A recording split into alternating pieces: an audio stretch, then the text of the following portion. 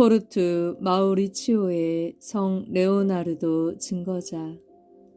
축일 11월 26일. 포르투 마우리치오 시는 이탈리아의 제노아 지방으로서 바다에 인접한 작은 도시에 불과하지만 성 레오나르도를 낸 점에서 세계적으로 유명해진 곳이다. 이 성인은 1676년에 이곳에서 태어났다. 양치는 선량한 이들이었으며 더욱이 선장인 아버지는 신심이 매우 두터워 동료들의 모범이 되었다. 레오나르도가 기도와 선덕을 귀하게 여긴 정신도 그에게서 물려받은 것이다. 그는 12, 13세에 로마에 유학했는데 선생과 동료들은 그를 제2의 알로이시오로 대했다. 그는 그때부터 시간 있는 대로 어른 아이 할 것 없이 권유하여 교회에 나가 하느님의 말씀을 듣도록 했다고 한다. 처음에 레오나르도는 의학을 전공하러 대학에 들어갔다.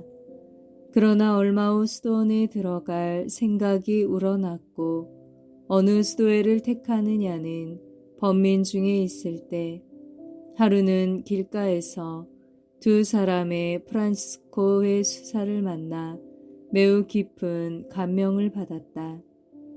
그래서 몰래 그 뒤를 밟아 수도원에 이르러 부속 성당에 들어갔을 때 때마침 수사들은 아 주여 저희들로 하여금 주님을 배우게 하소서 하는 기도를 하고 있었다. 그는 이 말씀이야말로 주님께서 자기를 부르시는 것으로 알고 즉시 그 수도에 들어갈 결심을 했다. 그러나 그가 기거하고 있던 집주인인 백부는 이 말을 듣자 노발대발하여 자기 집에서 내쫓았다. 그러나 경건한 그의 아버지만은 아들의 기특한 심정을 기꺼이 여겨 수도원에 들어갈 것을 승낙했다. 때는 1697년이었다.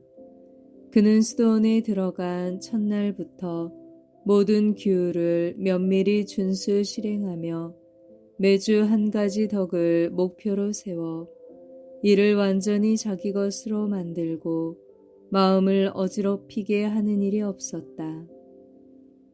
그는 다른 선교사들과 같이 순교의 영광을 열망하며 중국에 파견되기를 청했다. 그러나 여러 가지 장애가 있어 불행히도 그 뜻을 이루지 못했다. 항상 그것이 한이 되어 나는 그리스도를 위해 죽을 자격이 없는 자다 하고 가끔 말했다. 레오나르도는 얼마 후 성품 성사를 받아 사제가 되어 철학 교수로 임명되었다. 그러나 얼마 안 되어 건강을 해치게 되었고 의사의 진단은 폐렴이었다. 로마 및 포르투 마우리치오에서 2, 3년 동안 요양했으나 조금도 차도를 보지 못했다. 이제는 모든 의학을 끊고 오직 성목께 의지하여 만일 완쾌시켜 주시면 여생을 죄인의 회개를 위해 바치겠다는 서원을 했다. 얼마 후 기묘하게 병이 차차 치유되어 전과 같은 건강을 회복했다. 그리하여 서원의 실행 단계에 들어갔다. 우선 수도원 성당에서 설교를 하며 십자가의 길 등을 열심히 했다. 아직은 다른 곳에서 설교하는 허락을 얻지 못한 때였으나 그 허락을 받은 후는 2, 3일 혹은 일주일에 걸쳐 하루에도 몇 번씩 설교를 하며 눈부신 활동을 했다. 사람들은 이 모임을 묵상회라 불렀는데 지금도 이 용어와 행사가 계속된다. 레오나르도의 계획은 대성공이었다. 첫 해에는 제노아 지방에서 각 시골과 읍을 돌아다니며 설교를 했으며 1709년부터 40년간은 이탈리아의 각 지역을 순회했는데 도처에서 대환영을 받고 청중은 물밀듯이 모여왔다. 설교가 끝나면 고해 성사를 주었다. 그토록 많은 청중에게 혼자서는 도저히 성사를 줄 수 없었으므로 상부에서는 그에게 수명의 보좌 신부를 허락했다. 이 보좌 신부들을 거느리고 각 지방을 순회하며 묵상회를 열었다. 그들은 레오나르도의 지시에 순종하며 엄격한 생활을 하고 거의 매일같이 단식을 지켰으며 신자들의 기부로 생계를 유지하면서 요긴한 것 외에는 모두 가난한 사람들에게 나누어 주었다. 또한 병자 외에는 다른 사람을 방문하지 않고 공동으로 기도하며 모범된 생활을 했다. 그의 설교가 그토록 큰 성과를 거둔 것도 이러한 고신극기에 성스러운 생활이 밑받침된 것이다. 그가 묵상회를 가질 때마다 역설한 것은 특히 예수 순환에 관해서였다. 그의 말 한마디가 모든 이의 폐부를 오려내는 듯했고 듣는 이로 하여금 뜨거운 눈물로 통회의 정을 바라게끔 했다. 또한 주님의 순환상을 마음속 깊이 새겨주기 위해 매 묵상의 끝에는 꼭 자기가 엮은 십자가의 길을 했다. 레오나르도는 또한 성목계에 대한 설교에도 무관심하지 않았다. 앞서 말한 것 같이 그는 성모 마리아를 힘입어 병마에서 구출할 수 있었던 것을 결코 잊지 않았다. 이를 감사하는 뜻에서 도처에서 성모 공경을 장려하고 성모를 찬송하는 행렬을 지어 그 성상을 모시고 전 시가를 행진했다. 한편 연옥에 대해서도 강론을 하며 연옥에서 고통을 겪는 영혼들을 위해 많은 미사를 지내고 열심히 기도했다.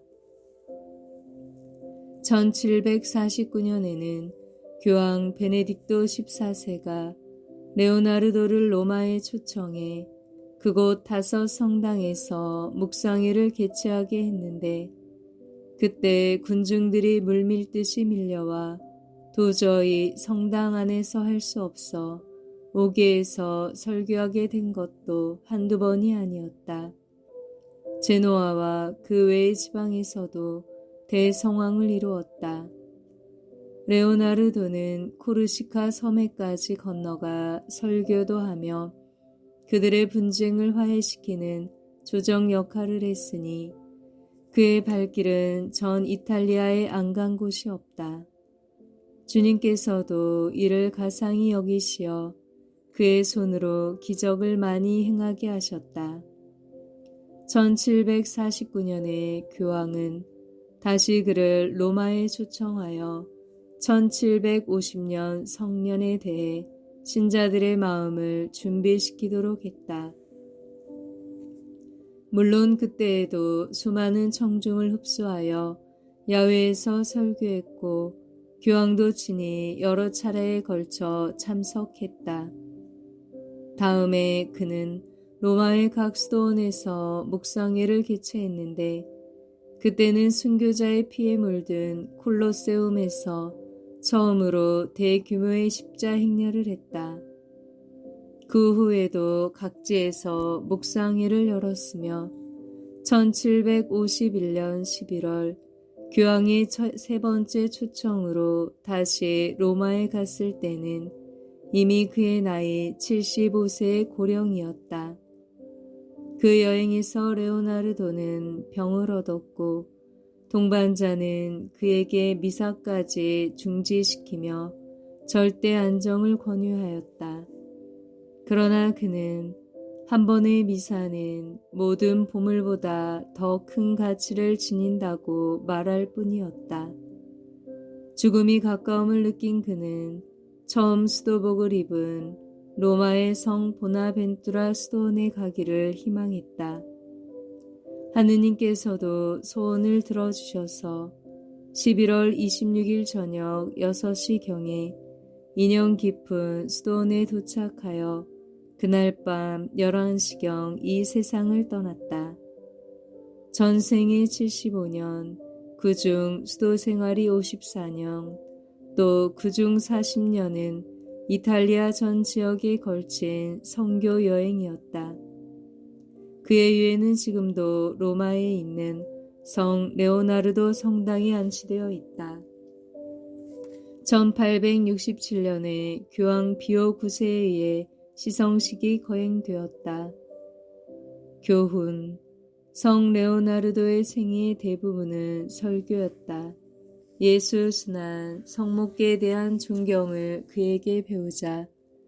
그리하여 미사 후나 혹은 다른 적당한 시간에 십자가의 길을 열심히 바치자. 성 레오나르도는 매일같이 나의 예수여, 나를 가련히 여기소서라고 기도했다. 이 기도로 자기 및 타인의 죄의 용서를 청했다. 우리도 마음으로 이를 따르자. 반드시 예수께서 자비를 내려주실 것이다.